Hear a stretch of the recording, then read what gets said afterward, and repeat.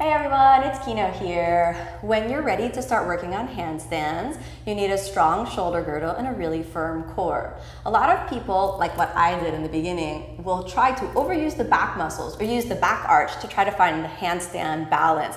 I would recommend that you approach it from the front body, from your core, so that everything will be aligned along the central axis when you do get up so you can find that vertical line. A way to practice that is to make sure that you have the press up position of the shoulders so that the scapulas are elevated and you can really maintain that full strength in your whole shoulder girdle. Second thing that you need is a really strong core. I found that Ardha Vrikshasana, or half handstand, handstand tuck position, is a really good test of whether the shoulders and the core are turned on. It's also the foundation of deeper handstands or deeper arm balances. So today we're going to work on the handstand tuck position.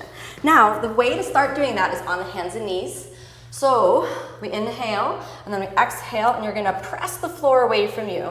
And as you press the floor away from you, I want you to think about that your shoulder blades are spreading away from each other. Next, round the upper back and hold it.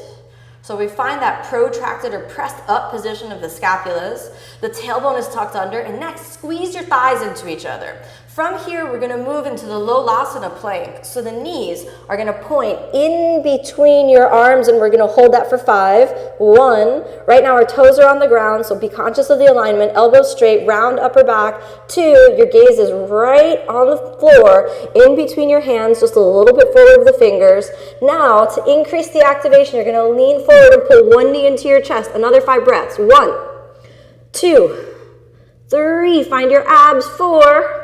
And 5. Switch, left side, squeeze it into your chest so the knees point in between the arms. 1, 2, 3, 4. Step it back, give yourself a little bit of a rest for a moment. Shake out your hands if that was real stressful on the wrists. Handstand tuck is a hard position. First, we're going to jump the hips over the solid foundation of the arms. You're going to find the balance there, and then we're going to consciously activate the abdominal muscles to bring everything in towards the center line. All right?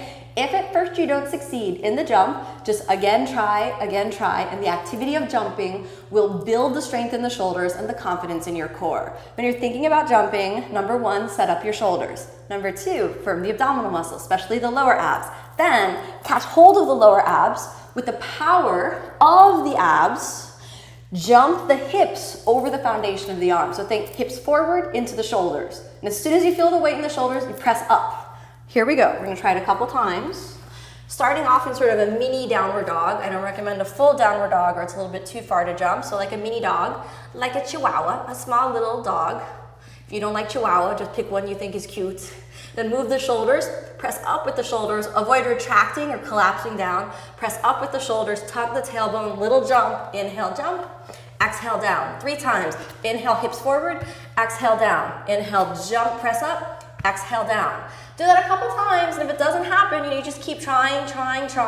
Do not overpower it. If you jump with too much force, you're gonna push your body all the way over. It's better that you don't make it up, but you feel the shoulders and the core. Now, we'll see if we can catch the balance. Okay, so starting off in our mini dog, press up with the shoulders so we get that nice and prepared.